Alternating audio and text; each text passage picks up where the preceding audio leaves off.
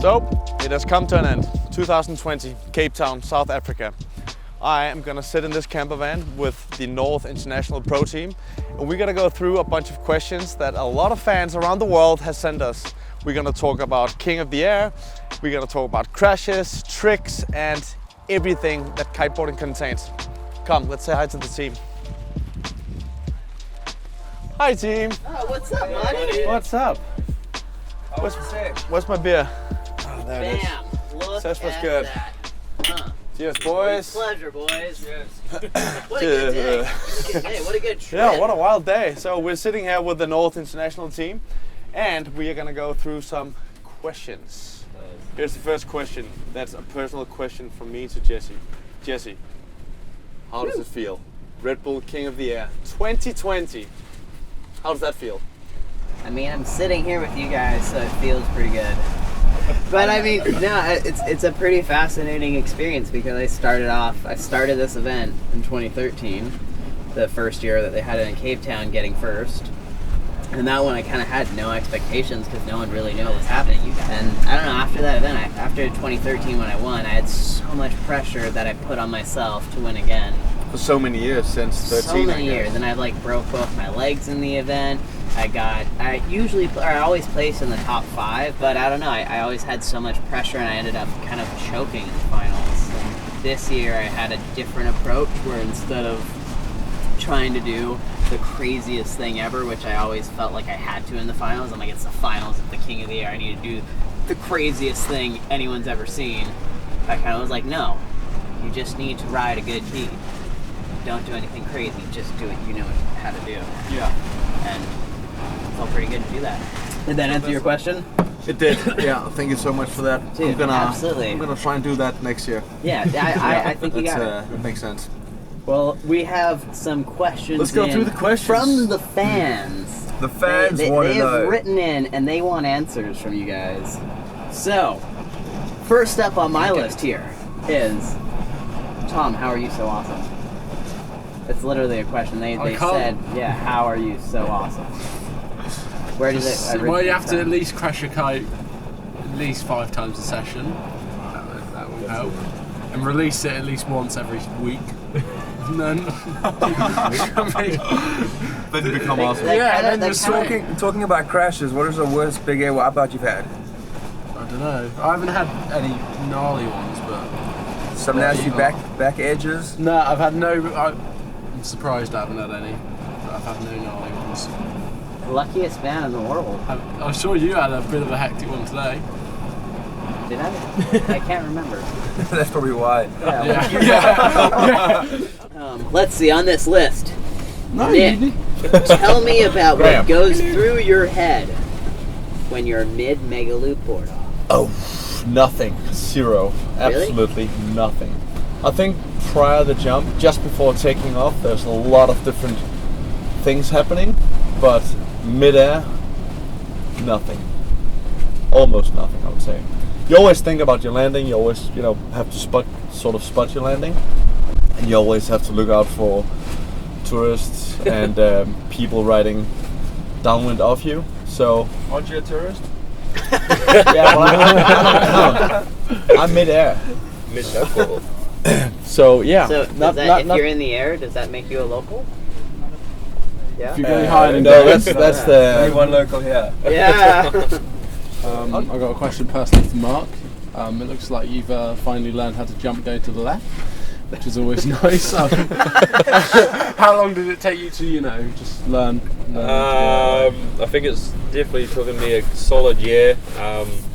I really, to be honest, all the King of the Airs, I ignored it until last year. I got pretty gutted because I was obviously coming into the event with new tricks and I thought new tricks could possibly win it. But after realizing new tricks coming in, it's not going to work. They have to be going out, and so I just focus solely on jumping to the left for one whole year, and it seemed to pay off. So now I know that I need to stick to that plan and just keep working on my switch and get it as good as my goofy. And real Question for the King of the Air judges: why isn't Mark getting scored higher when he's doing switchboard off kite loops?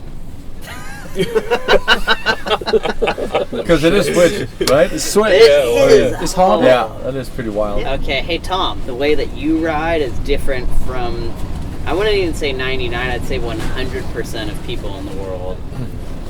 But a lot of people are curious, what do you prefer to loop, an 8 or a 9?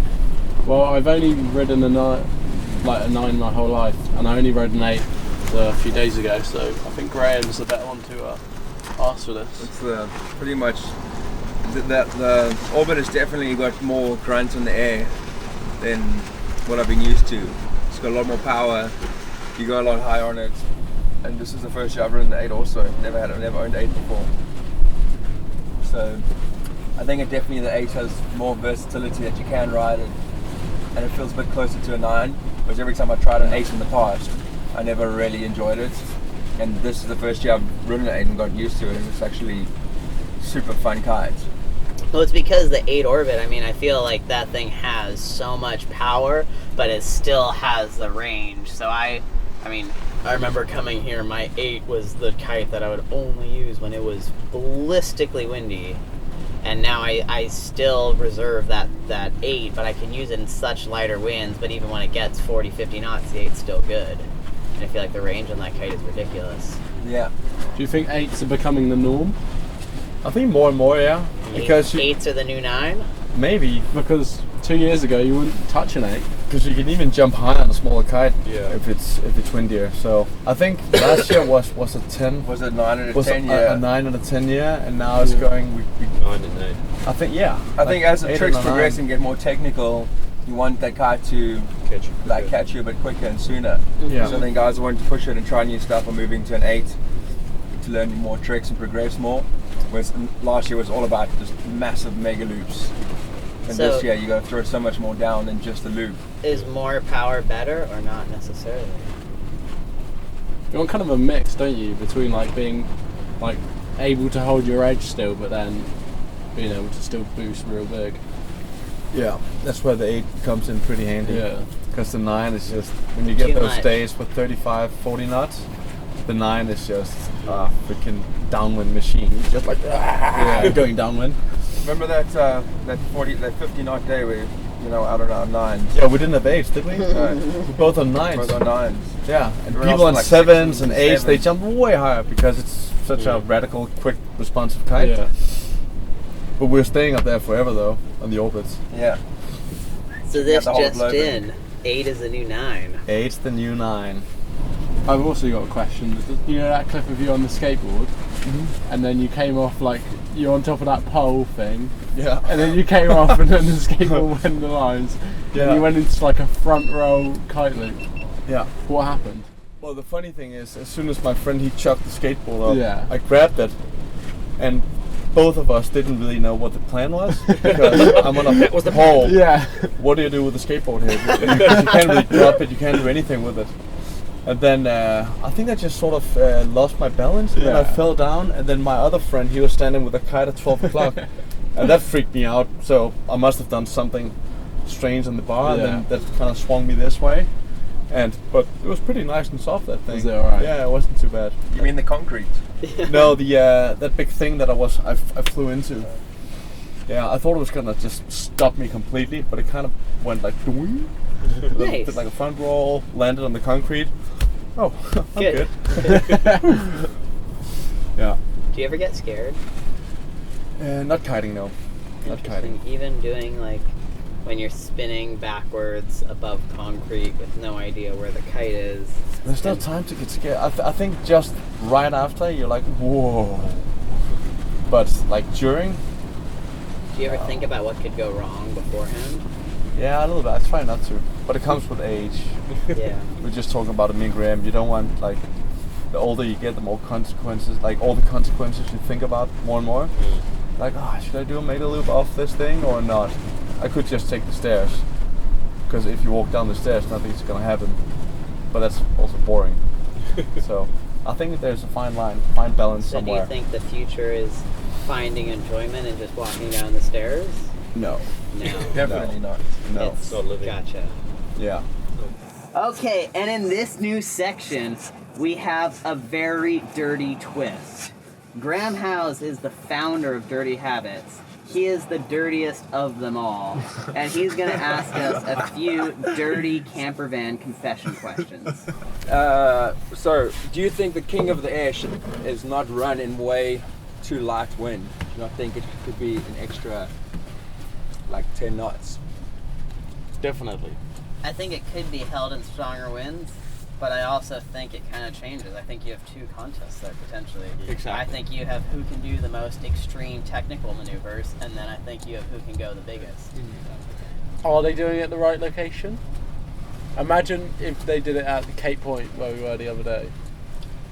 Loberg is it is the right location. It's just they need a way longer waiting period. Yeah. Because like For the every swag, year, without a doubt, we have the best session of the season a week before.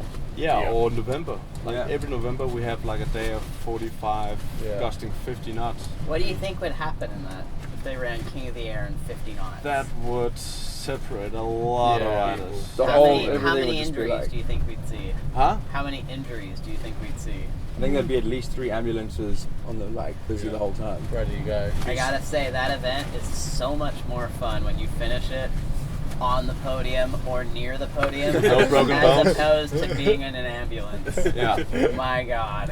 Yeah. Wow. One last we- question: should we What hit the do you think water? the future of big air is out of the King of the Air? Like, where do you see big air in 5 years' time? I think it's gonna go bigger and bigger. I think with the technology that we can keep going up. we can put in the kites and the boards, and I think we're just gonna reach heights that are so ridiculous. Like And- like averaging 30 meters. I mean, that's Yeah. honestly the reason that I joined this team, was not to say that I don't love all of you guys, but to look at the people behind this Exactly, brand, yeah. and to look at the technology that we have access to, and to start to see these R&D projects get put into place and see what's actually coming in down the pipeline. Yeah. That's where it's like, this year it might not change, but in the next 3 years, things Definitely. like, Yeah, I think so too.